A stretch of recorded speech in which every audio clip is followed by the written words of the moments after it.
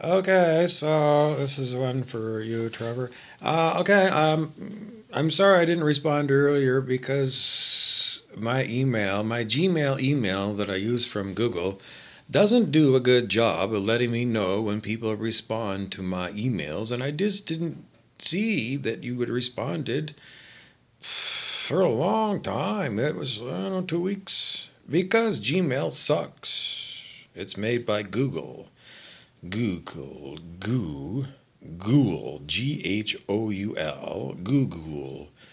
That's what they should call it. I mean, I don't know, I've said it to other people. Their chipset is called Adreno, and their laptop is called Chrome.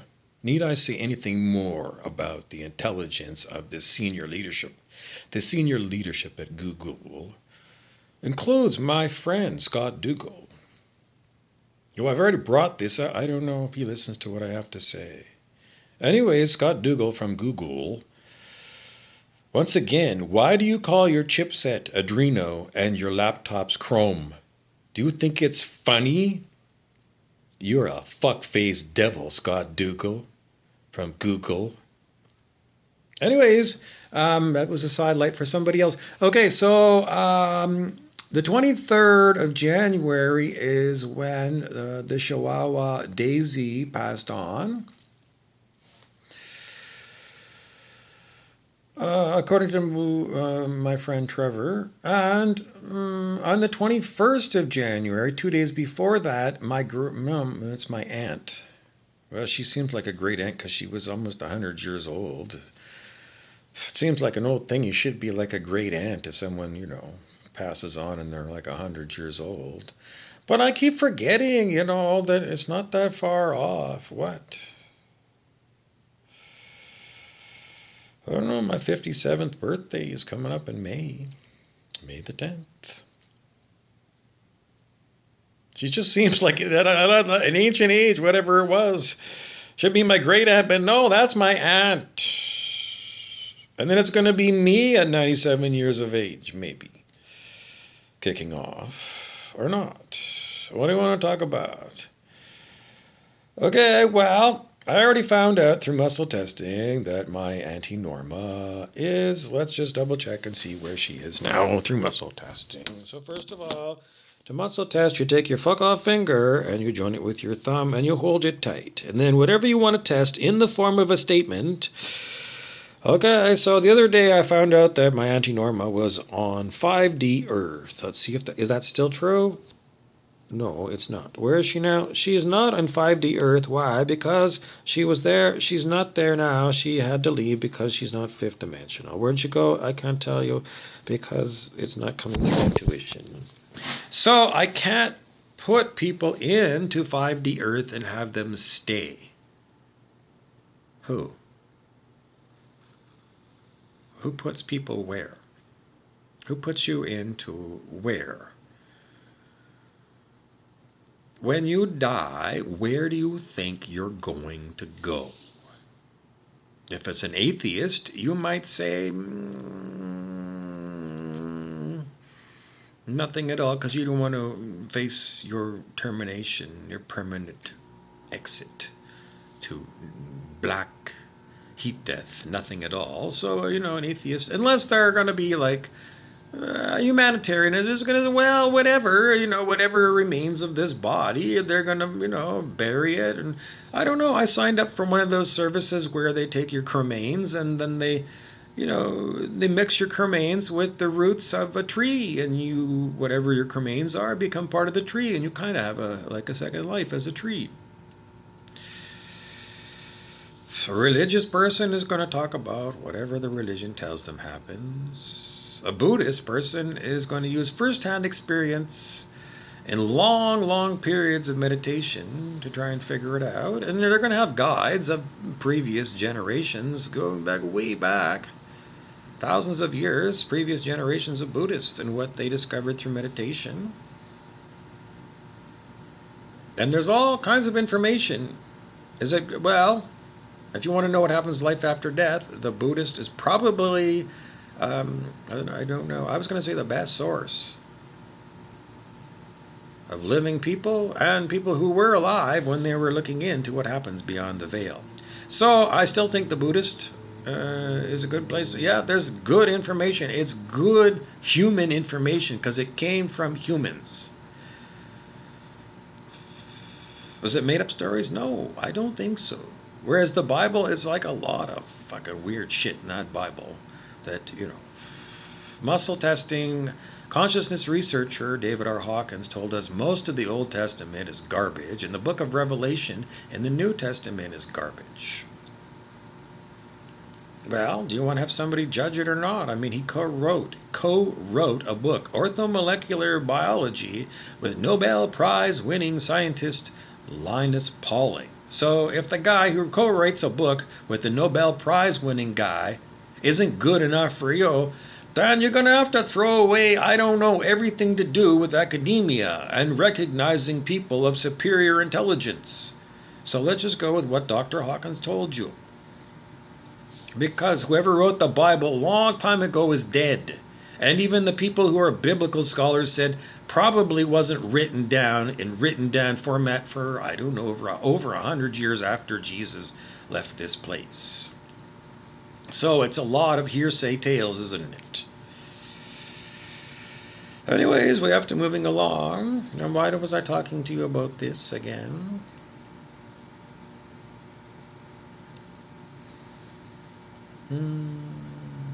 Unapologetic. Hogging the spotlight.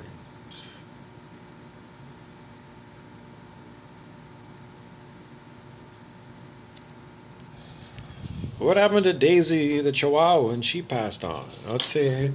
She went over the Rainbow Bridge. She's in 5D Earth. She's still around us. She's still around Herman Miller.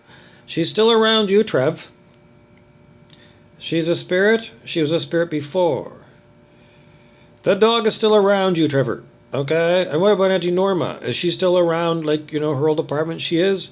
No, she was moved to what we called 5D Earth, and now she's moved someplace else because she couldn't hold 5D Earth because her consciousness is not compatible. In other words, even if we put you into, it's a heaven, yes. 5D Earth is a heaven compared to here, yes. Compared to our deeds of heaven, I think it really is heaven. But if you are not prepared to live in heaven, then you can't stay. In other words, if you go to heaven and you go into a restaurant and you order roast beef dinner, they're going to kick you out of heaven because they don't kill animals for roast beef in heaven. So if you're unprepared for heaven, then as soon as you get there, they're going to know you don't belong there. Somebody, I don't know, they're spiritual, they're very powerful spirits. They can move you in and around. Anyways, I don't know where she went. I don't know. I have no idea. I'll have to wait to see if they give us anything else. Is it a good thing or bad thing? It's a warning for all of you people who think that you can just coast into heaven. What good thing did you ever get that you didn't have to work for?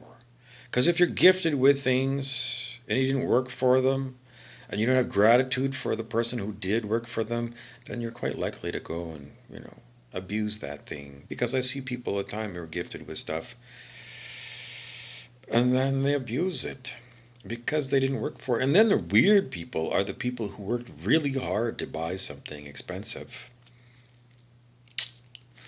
Well, and then they break it.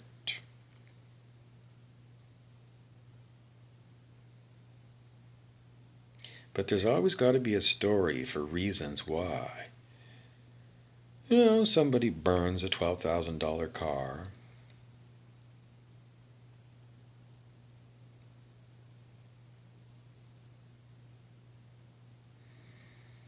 Anyways, we were talking about, what happened to Daisy and somewhere around you, Trevor. Okay, so I got to move forward because I got to give you Joel S. Goldsmith, who has been a spiritual teacher of mine way back to the time when I was being introduced to the science of mind. Reverend Candace and the Science of Mind book by Ernest Holmes. Back in those days, while I was learning about that guy, Ernest Holmes, I was still looking at other teachers, and at the time I had picked up a book from maybe Carson Books. in Vancouver at the used bookstore. It was Joel S. Goldsmith, The Art of Spiritual Healing, and I found it a fantastic book. And at one time I brought it up to my teacher, Reverend Angelica. She knew about him. She didn't say she didn't hear about him, but she didn't talk about like she knew him, because she knew Ernest Holmes, and I don't know. I didn't get very far with Reverend Angelica talking about Ernest Holmes, but it's really funny because she was open to all kinds of other spiritual teachings. Madame Blavatsky, Anagram. You should have seen her spiritual library. It was full of other subjects. Did she have Joel S. Goldsmith on her bookshelf? Nope. After I mentioned it, she mentioned it again like she bought a copy of it? Nope. A man with only one book is an idiot. That's an Islamic proverb, we're told, by some meme off Instagram, but it sounds good to me. In other words, the Science of Mind book is not good enough for me to be the only book that I carry around. So anyways, I was listening to a video that just happened to come by synchronicity to my feed. Joel S. Goldsmith from a long time ago. I don't know, 1950 or 1960. But it was a good recording. You can still hear it. And he talked about this exact same thing. What happens to spirits when they leave the body? In other words, when they pass on or die. And Joel said it really depends upon your consciousness. If you're low on the scale of consciousness or high. Yes, he didn't use those because in those days we didn't know the scale of human consciousness, but still it fits in with what he's talking about. Anyways, advanced consciousness people walk and keep walking. People with lower consciousnesses see a dead body.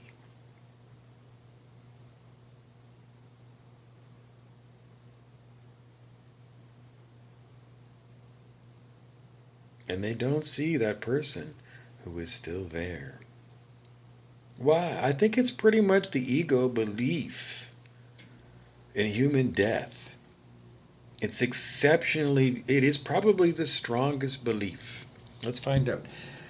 The belief in death is the strongest belief held by people who are, Eckhart Tolle would call them egoic people. That's true.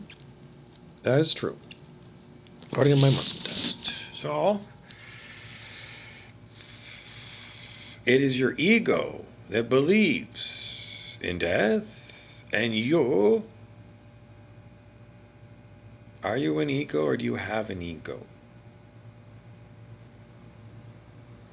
Are you the ego of you? Are you? The answer is some of you are, and there might be a few of you that aren't. If you've never meditated,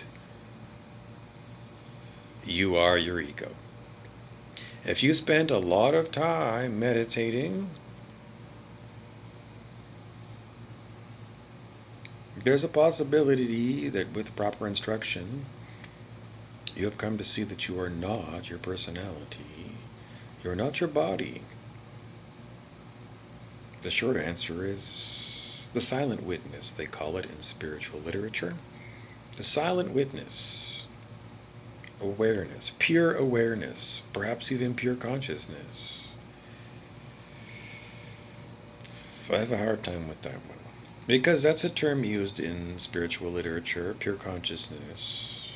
And if me, myself, am an example of somebody who's at 600 on the scale of human consciousness, which is peace, according to David R. Hawkins, who, gave us that thing and popularized it. Peace is 600, and that's where I am. Am I pure consciousness? No. I'm awareness of what's going on around this room, yes, and what's going on in my mind, yes. But as far as being the Rishi, R-I-S-H-I, I'm not. What is the Rishi? Those are human beings who know. What do they know? You ask them a question and they know the answer. About anything at all? About anything at all. About how many hairs you have on your head? Yes. Didn't it say in the Christian Bible somewhere that it wasn't Jesus, that God knows how many hairs are on your head? Yes. So is the Rishi God? Let's see. The Rishi, the humans that are known as the Rishi, are God? No. The Rishi calibrate over 700 on the scale of human consciousness, over 800. Over 700, between 700 and 800 on the scale of human consciousness is Rishihood. A Rishi can answer every question. No, they cannot. What questions can they not answer? The ones that you can't get from, I don't know. The answer is still no, they don't have full access to everything. What do they have access to? This is channeled in, and the answer is the Rishis can answer all the questions you, as an ego, will pose to them. But as far as all the other questions that a Rishi could come up with, well, that gives a Rishi a reason to live, because there are unknowns to people at 700 on the scale of human consciousness. Yes. And what they're given to tell people who are egoic is to help the egoic people become more and more like the Rishi, coming up with good questions. And then living to experience the journey towards the answering of questions, or perhaps coming across questions that just seem to be questions that I haven't come across. I don't know, because I'm not at 700. I'm at 600. Have I ever? I've been at 700. Let's test that. Me, Bobby Burrows, has been at 700. I've been at states of consciousness higher on the scale of human consciousness, higher than 600. 600 is as high as I've been. Now, is it true? No, because I've read Dr. Hawkins and what he describes in some of the spiritual states of enlightenment. Have I experienced those things? No. He talks about the void at calibration level, I think it's 880. It's in the 800s, the void. It's talked about, Dr. Hawkins explains, in the Far East, Eastern traditions, and it was translated into English as the void. And Dr. Hawkins said the word has made a lot of people, well, they believe that 880 is the final end of the journey of enlightenment. That's what they do. It's a spiritual trap, is what he told us. 880, the void. Mostly he said, it's unbelievable to experience, but it's lacking one thing, and that thing is love. So, if you do experience what you consider to be the void, and you've been taught by some Buddhist or Zen master along the way that the void is the be-all and end-all, and there's nothing more than the void, then you are trapped spiritually, because you don't have the information given to us by David R. Hawkins. Thank you very much. And now that you have that, they come to the job that apparently I have, that is helping people who are at perhaps 880 out of 880 by letting them know it's a spiritual trap. How am I going to do that? I don't know. I guess we're going to see if that actually happens, because that was proposed by somebody else who doesn't know jack fucking shit about me or about anything other than, opening their mouth. But we did get a question answered, so did they get credit? No, because they were never invited to torture me, because they're devils that are around me every day, bedeviling me. Anyway, so we were trying to figure out what happened to these recently deceased. And we don't know what happened to Auntie Norma. She went to 5D Earth. We got that. And she couldn't stay because she, in her consciousness, is not a 5D person. Which means any heaven she goes to, that we consider heaven, I don't know. And the dog? The dog is around Trevor. So I was telling Trevor about Joel S. Goldsmith's lecture, that at higher levels of consciousness, to paraphrase it, at higher levels of consciousness, your dog didn't die, Trevor Miller. You just can't see it.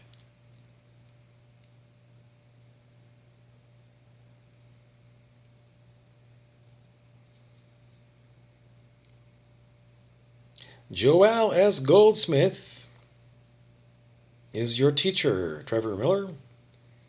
If you want the teaching, that video is somewhere on YouTube. Joel S. Goldsmith, and I'm sorry because I didn't copy it out. I saw it earlier today, and it's long gone off my feed. I go through zillions and zillions of feeds, and, I'm not going to do your homework, Miller. If you want to see Daisy again, you need to raise your fucking consciousness, fuckface, because you told me one day when I arrived back from Thunder Bay, it was at the Vancouver airport, and you told me that you had been to the motherfucking final doorway, fuckface. So if you were there, you didn't stay there, fuckface, and I've been telling you for a long time that you're fuckfaced, Miller. And given the fact that you don't know where your little dog went, and given the fact that I got the information this morning, who's your teacher, fuckface? Huh? A long time ago you said you were going to be my teacher, motherfucker. Nothing but a motherfucker to me. I can't tell you because I'm still horribly, demonically abused day after fucking day.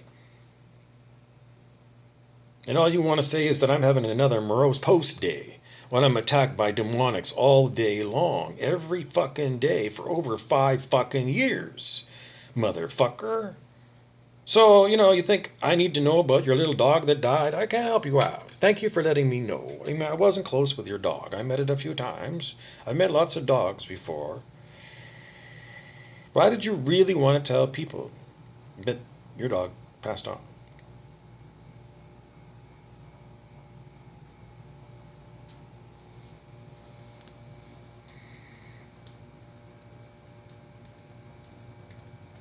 It was just a mass email. You just copied and pasted it because it wasn't personalized to me. Hey, bro, or something. I mean, if it was important enough for me to know that Daisy, in your eyes, passed on, why don't you just put down, Bobby, I know you only met the dog a few times, but I love the dog, and I know you did.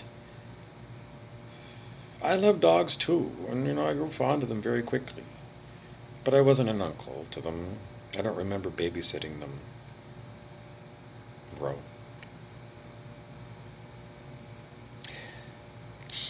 Anyways,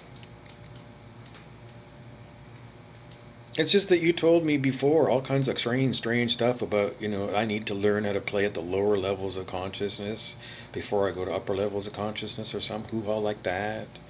Then you were going to telling me some weird thing that you never explained about, I don't know, I'm mixing levels or something. You're a fuckface, Miller. You're still a fuckface. You're a worse fuckface now than when I first met you. I don't know, Miller. I don't know. You shouldn't have eaten those pot cookies in Whistler a long time ago because you couldn't handle your drugs back then, Miller. I don't know. Davey 2 times. He told us about those stories about you, when you should have just said no to drugs because you can't handle them, Miller. It's a story we remember from way back when, and you're still pushing hard for using drugs. Why? If you went to the final fucking doorway, why do you need drugs? I told you before, because you already know there's a lecture about David R. Hawkins and addictions and addictive behaviors, and how it's very much egoic to continually do what you do, chasing another high.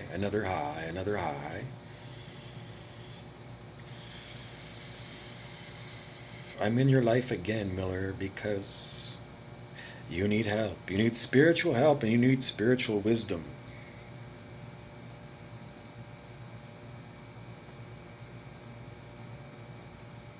Otherwise, I wouldn't be making these videos, and God or Source or whatever wouldn't be giving me the words to talk to you by remote control. Because I don't know what the fuck from the personality of Bob, the silent witness here. I don't know what the fuck I'm saying right now. This is all channeled for you, Miller. Because that's all I am now. I'm a silent witness in a body that's constantly attacked by demonic. And all this personality, you know from the Dr. Hawkins books, Miller. The personality is presented by God to give other humans a Bob to interact with. But the Bob you knew in those days has become the silent witness, has let go of control of the body. It's the Bobby Burrows technique, and I did send it to you. The Spirit calls it that because already the devil said it's kind of egoic to call it after you.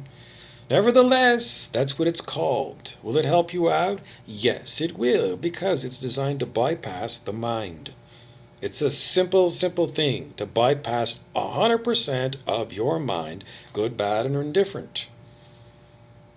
So if you want to actually get to the final doorway, you're going to need to do something differently than what you're doing now, because you're going around telling people that your dog is dead, and your dog ain't. According to my muscle test, and I know, you think that my finger is broken or something.